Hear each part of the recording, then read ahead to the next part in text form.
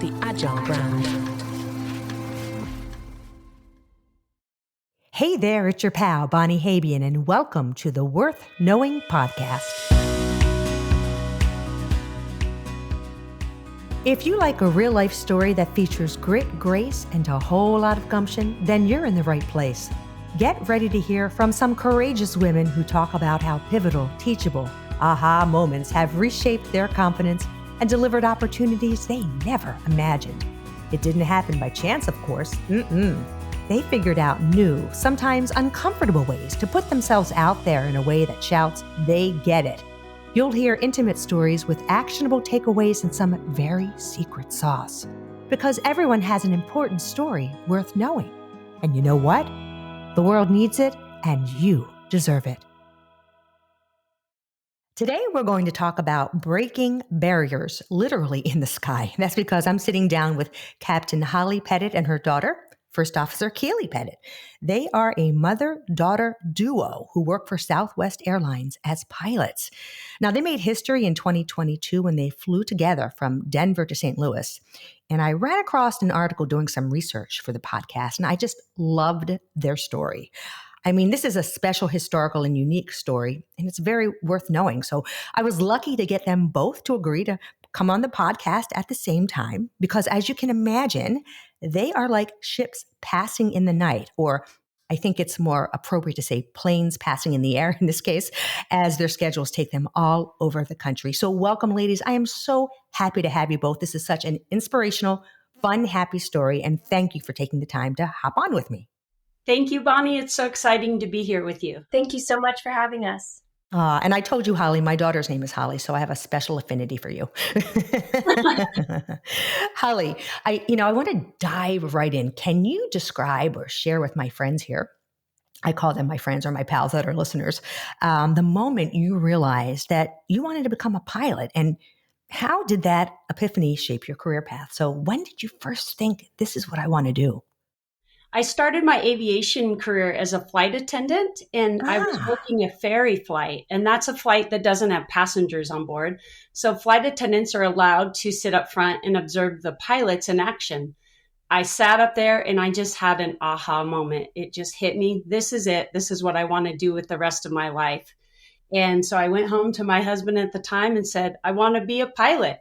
And I just fell so madly in love with it. I didn't give up and just kept moving forward towards it. Wait a minute. I didn't realize that. So you were a flight attendant for Southwest. Who were you a flight attendant for? For United Airlines. You were. Okay. So you're a flight attendant. How old were you at the time? Straight out of college. Yeah, so, which at the time was pretty cool. Cool. Not straight out of college. I think maybe 2 or 3 years after college, I started as a flight attendant for United. I did that for three years and then got that bug to become a pilot. Okay. And you were allowed to sit in, I guess, what is called the cockpit, right? If I don't get this nomenclature correct, let me know. I like to call it the flight deck. But. The flight deck. Okay. So someone invites you. Was it another pilot said, hey, you can sit up here, or you just knew you could, or how did you get to do that? It's part of our rules and regulations where we know we can do it, but the pilots invite us. So I got invited and I sat up there and just had an aha moment. It just blew me away. I was like, this is it. This is what I want to do with the rest of my life. That changed your life. That one invitation of someone saying, come sit up here. That was like, oh my goodness, I think this is what I want to do. So you go home, you tell your husband, did you have children then? We had 3 small kids, all under the age of 5. And that is insane. it really, I plead temporary insanity, because both of us, we were like, well, at first it was funny because he just kind of giggled, laughed, because he was like, oh my gosh, we have 3 kids. How can we possibly make this work? But we sat down, talked through it, and he's like, okay, let's do this. And he supported me 100%. And it was a challenge having those 3 small kids, but that's what's super important is you just put one foot in front of the other. You take your time, you make it work for what works for you and your family. Well, I think that's amazing that you had support in your family, and, obviously raising 3 children alone is a full-time job. Being able to now say, okay, I'm going to go to, is it flight school? I mean, what did that entail? Absolutely. So I would take time off from being a flight attendant. It was called without pay. So I could drop my trips, and then I would go and fly a little local flight school here in Loveland, Colorado, and just build my time slowly. So you just start with your private pilots and commercial pilots licenses. You have to build all of your licenses, pilots licenses, and then you go on to the regionals. Okay. So how long did that take you? I did it kind of quick. I focused on a regional that was smaller, and I built more valuable flight time first. I did it kind of out of the norm because I started later in life. So I really worked hard and focused on a smaller regional carrier. So it took me about 2 years from my first flight lesson to my first job as a first officer. That's not bad. Not bad at all. No. And did you have any like safety concerns? I mean, as a mom, where you have 3 kids, I mean, that's got to be like a little daunting in the whole thought of it. I never had fear with flying. It's funny because I have fear if I'm standing on the edge of a cliff after a looking over, and I have that fear. But when I'm in the air, zero fear. It's just a love for flying, I guess, that overcomes that fear. So. Okay, so let me go to Keely. How old were you or were you born at the time your mom started this process? Yeah, I was 2, maybe 3. Yeah. So I don't remember. I wasn't old enough to remember her like doing all her training and flying all the small aircraft, but there's like a bunch of pictures that we have of her in front of a Piper Seminole with like all 3 of us in her lap. And yeah, so I was really little when she started flying. So when did you first realize that it was kind of cool to have a mom that's a pilot? Really early on, it was just so exciting, like seeing the joy she had. But one of my earliest memories that I remember that to this day still feels really impactful and meaningful was, growing up, both parents always said, you can be whatever you want. It doesn't matter if you see a lot of boys doing it or a lot of girls doing it, like anything you want to do, you can do it. And then hearing that and watching her put those words into action was one of the most meaningful things of my whole life. Yeah. Did you ever do show and tell or come in and do career day at school, Holly? Absolutely. In fact, we have this really cool program at Southwest where we go to 5th graders. And so I did each of their 5th grade classrooms. I'd spend weeks. I'd come once a week for months and talk all aviation and send them pictures from the road and all kinds of stuff like that. And it was so cool because everyone is like, always like, your mom is so cool. This is so awesome. And I always got to brag, be like, yeah, I know. That's my mom. Yeah. You know what? I mean, I think back because like I had an awesome mom. I wrote a book about my mom, but she went to the 9th grade, right? And she had all these dreams. And she always told me at a very young age, you can be and do anything you want. Never depend on anyone financially. 2 great pieces of advice from someone who never even graduated high school. Wow. So I always think, yeah, right. So they truly are huge role models in your life. Moms are. So when you see them in action the way you have, that had to give you so much confidence. And I want to read a few stats here, which I find very interesting. And you guys got to tell me if I'm on point here because I'm giving you stats, but you are boots on the ground. So in 1980, approximately, according to the FAA, 1980, approximately 3.5% of commercial pilots were women. By 2000, the number had risen a little bit to about 5.2%. And in 2022, that's the most recent data I could find, about 7% are women. Is that accurate or do you see more? I think that's pretty accurate. It's definitely accurate. Yeah. I think the number of women overall has risen, but the percentages are correct. So when I first started this career, you hardly ever saw other female pilots. Now you see more of them, even though the numbers aren't that much greater because there's just more pilots in the system, right? And definitely I never, maybe once in my early years, flew with another female pilot. And now it's really exciting because it happens more and more. Yeah, they say for some reason growth in that particular industry or traditionally male-dominated fields have, exploded for women, but in this one in particular, it hasn't. So I'm just kind of wondering, if it's an interest, a skill set, who knows? But it's interesting to see that slice of the industry hasn't grown quite as fast. So let me ask you, Holly, back then, I'm sure when you walked onto the planes at times, they probably said, here comes the flight attendant, right? Not the pilot. But what were some of your toughest obstacles you faced in that journey? And how did you overcome them?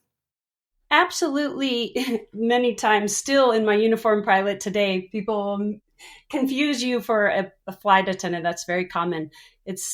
However, my biggest obstacles, I say, would be being a mother, because my heart longed to be home with my children. And it didn't get easier as they got older, maybe even harder, because there's more fun interactions as they grow older. It's just special each step of the way. And being away from them was hard. The first time I ever left my oldest daughter at home, I cried the whole way to the airport. Yeah. But I had such a passion for work and wanting to be a role model for my children that really balancing being a mom and a full-time mom and having a full-time career was definitely my biggest obstacle.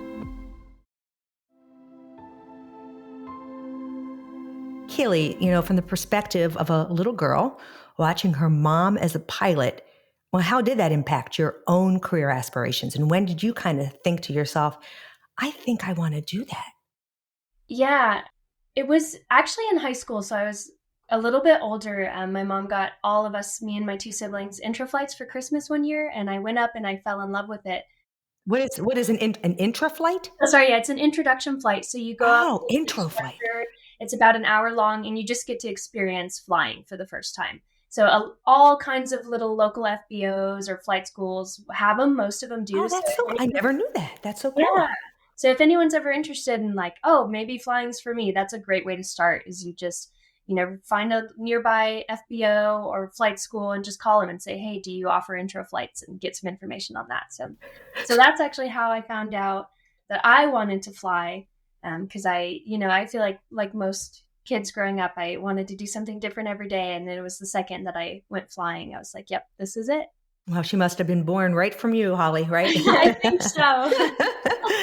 So did you have any similar obstacles, or did you feel any obstacles in going through the process, Keely? Yeah, I think a lot of dreams come with obstacles, and I definitely face some in aviation as well. You're always battling stigmas that some people may have, being, not what your stereotypical pilot is or looks like. And there's a big time sacrifice that comes with flying too. And it has been hard. It's cost some friendships and relationships that people don't understand. Sacrifice it takes you to career, and it's unfortunate, but no, that explain that to me. I think that's really fascinating. Sad, obviously, but that's fascinating. So you feel because of the time that's required in putting into flying that it has impacted. I mean, it's tough. It's a sacrifice. It is, yeah. And some examples that come to mind is when I got my class date at Southwest, it had been 11 years since my intro flight. And at my intro flight, I was like, that's it. I want to be a pilot. I want to be a pilot for Southwest. So it was about 11 years later, since I was in high school and, doing all my training. And I got a job offer for Southwest, and it was the best day of my life. And I had to miss someone who was at the time my best friend. I missed her wedding. I missed a funeral, and it has definitely, impacted those relationships now. But I think that an unfortunate part of life is you just can't do everything, and you can't be everywhere at once. And I just knew I had to follow my dreams, because I had spent so much time and effort, and the people who really love you and care about you will always support you. I totally agree. Now, my husband's in baseball, so I've lived a similar sort of 8 months away. He just retired this week. Wow. So it's the same thing, miss a lot of things, but it's part of the course. It's part of what makes that field, right, very difficult to obtain and the dream come true for you. But yeah, it's like anything else. There are sacrifices that you have to give. So let me ask you this, Holly, were you good with Keely wanting to be a pilot? Any concerns there from you? Ecstatic, because it's a unique industry. It's a unique career. To truly understand it, you have to be engrossed in it. And I would come home and not be able to talk shop with anybody. It's like I had no other pilots at home to talk about my career that I was passionate about. So the second she fell in love with flying, I was ecstatic, because now we had this common bond that I didn't have with anybody else in my immediate family. And she'd text me, Mom, I just flew an ILS. And I'd be all ecstatic, and we'd go up flying together. So yes, from the second she decided to be a pilot, I was on cloud nine. But I never pressured the kids, because I truly believe it's so important to find your passion and follow that. I didn't want to force my passion onto any of them, but I was on cloud nine when she found her passion in flying too. Okay, so now you both have jobs at Southwest. And then how does this come together, this historic moment of you two flying together? Like, how does that come about? Oh my gosh. So it's a crazy story because she finished new hire training and I was just watching her schedule like a hawk because I'm like, I want to fly with her. This is a big moment for me and her. We didn't know at the time we were the first mother-daughter duo Oh, you didn't know that. at Southwest. We had no idea. And so I was reaching out to her captain this second she got her first trip on her board after training and working magic. So he would give me his trip and I'd give him a trip. And we got our trip together. And then I reached out to my friend who's also at Southwest. And he's like, you know what? I don't think we've ever had a mother-daughter team at Southwest. And so he reached out to PR and all of a sudden, they got word we were the first mother-daughter duo and it exploded.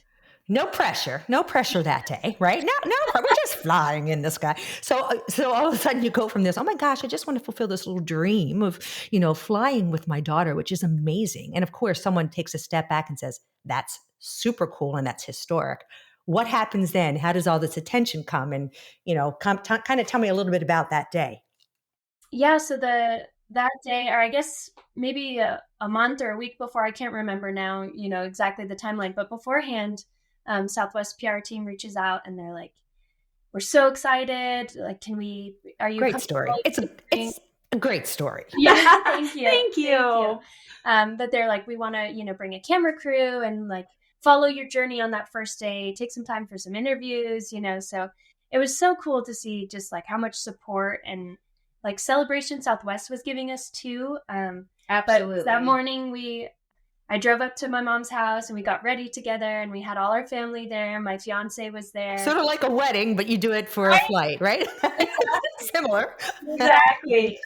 We drove to the airport together, rode on the employee shuttle bus together. And yeah, we got to the airport, we did some interviews and stuff with Southwest and then, go fly.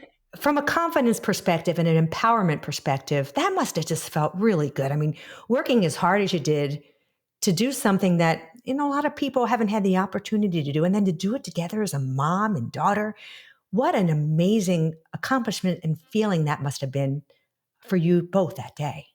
Absolutely. It really was surreal for me as a mom because, you have this tiny little baby and in a blink of an eye, they're driving a car. Blink of an eye, they're off to college. And then the blink of an eye, she's sitting next to you on the flight deck of a Boeing 737. So it was just a magical, surreal moment I will never, ever forget. And I'm beyond grateful to Southwest because seriously, they made it beyond my wildest dreams. So special. So special. And just embraced us with all their heart. That's fabulous, especially to have a nice winning culture that also surrounds you. When you're flying in the air, can you share any of the dialogue? What did you guys talk about? Clothes, the latest pop culture, maybe a little Bachelor? What did I think we both were just like ecstatic, and for me, I would just like look over and see her sitting there and tear up because oh God, you're gonna make me cry. That's amazing. And we've cried a lot through this because it's just been magical. Yeah. How about for you? It's been magical. Yeah. I think especially something for me that I don't know if I've talked about a lot is just the comfort of you're new and you have this like what can be kind of a high stress job, right? There's a lot of responsibility flying an aircraft and then looking over and having like my day one supporter who like, I'm like, if I, need to ask a question or, just need extra support, I'm like, of course I'm going to get it from my mom who's sitting right next to me. So it just makes the job feel so much comfortable and so much easier. And yeah, you know what? You have a built-in mentor. Yeah, absolutely. And my whole career, she was always that. Anytime I didn't know what to do, I'd be like, hold on, let me call my mom. And it actually became so much that like my friends in college, they'd be like, Keely, can you call your mom and ask her XYZ? I'd be like, oh yeah, let me call Holly. That's wonderful. You know what? In just so many ways, just from a relationship perspective and achievement perspective. So let me ask you a little, a couple of other questions. Do you see any other changes or not even changes, but initiatives to maybe encourage other women to want to pursue a career in, I guess we would call it aviation, commercial aviation? I think that's the hardest part about our industry is that if you're not exposed to aviation at a young age, a lot of young girls don't even consider it Yeah. as an option. You just don't realize it's an option that's out there. And I think Southwest is really good too. They'll have like aviation career days. So they bring kids in from school, and Keely and I get to participate in those. And it's so fun interacting with the youth and just helping them find a spark, a passion for the aviation industry. I think there's more and more, like there's women in aviation. There's all these organizations really trying to help spread the word, so to speak. Absolutely. Yeah. And I think, I didn't even realize they have those intro flights. I had no idea that that was even something that you could possibly do. And I think you hit the nail on the head, Holly. Like growing up, I didn't even enter a commercial airline until I was 18 when I was coming from school. That was my first time even being on an airplane. So you had the ability to introduce your children to it at a very young age. They became comfortable with the concept. It didn't seem overwhelming. It seemed possible. But for me, I had a mom who, really didn't have a whole lot of career experience. We didn't have the money to fly. It's just changing. So I think as those things evolve, and I do think as people are exposed to things more, even from the digital perspective, maybe they will start to see this as a career option. Absolutely. Hope so.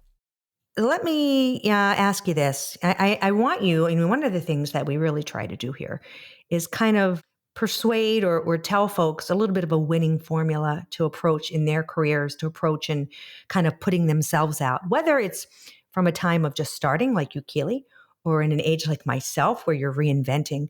I think it's important sometimes for people to share how they've been able to do things so that others can emulate that. So I'd love to hear some in-depth thoughts from both of you, 2 generations, of how you would approach things now to help others kind of go for their dreams. And whoever wants to start first. For me, I would say follow your heart, live your passion, and never give up. There's always obstacles along any journey through life. And just keep putting one foot in front of the other to follow that passion, and truly just never give up. Well, when you say that, though, that does come with certain sort of, you have to be able to have the support, right? You have to, are there certain things that you say that Holly made a difference in being able to do this? I don't know if every partner would be like, okay, yeah, we've got a couple of kids, you go fly that has to be a true partnership. So I'd love to hear any thoughts on that.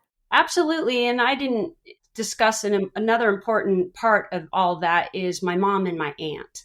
They both lived 5 minutes from us and helped, take care of the kids because my husband worked full time. So, yeah, oh my goodness. Full time, he had his own business and he worked so hard and then supported me unconditionally to pursue this. So I would say find your tribe. Absolutely. Yeah. And it doesn't have to be a spouse. It doesn't have to be a mom. It can just be that person for you who gives you the support to keep pursuing that dream. I love that. Find your tribe. I didn't ask this, but I need to ask, what were your mother's thoughts when you said, hey, Ma, I'm going to flight school? Oh,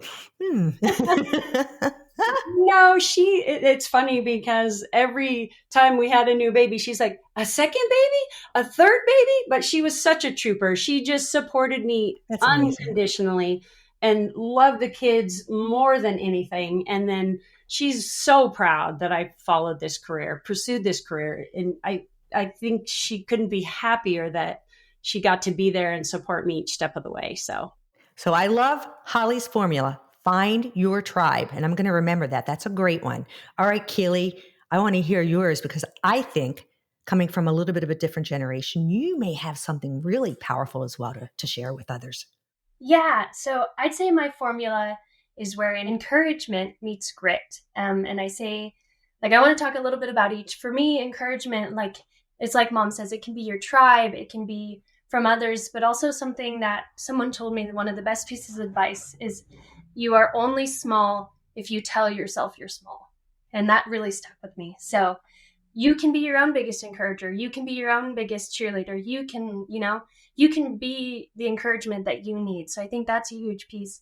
And then just the grit of having the passion and having the drive and not giving up, because watching my mom go through, the hurdles of her career was a great way for me to realize that it doesn't have to be easy for it to be good. Sometimes the hardest things take the most effort, but they're also the most rewarding. So I think for me, that would be my, my formula is where encouragement meets grit. Okay. Well, you know what? I have just enjoyed this conversation tremendously. I just think you will serve as a beacon for many other folks. You already have. I just want to say, well done. I wish you so much incredible success. If you would like to learn more about our guest story or connect with them, you'll find their details in the show notes. Now, remember, the path to worth knowing is paved with courage and insight. So stay inspired, keep striving, and continue to make a difference. Then you must make sure to share it with others. Until next time, keep chasing those aha moments, the ones that deliver results and motivate and teach the world. Thank you for joining us on this episode of Worth Knowing. If you'd like to learn more about our guest story or connect with them, you'll find their details in the show notes. Remember, the path to worth knowing is paved with courage and insight. Stay inspired, keep striving, and continue to make a difference. Then, you must make sure to share it with others. Until next time, keep chasing those aha moments, my friends. The ones that deliver results and motivate and teach the world. Worth Knowing is produced by Missing Link, a Latina-owned, strategy-driven, creatively fueled production co-op. From ideation to creation, they craft human connections through intelligent, engaging, and informative content. The Agile brand.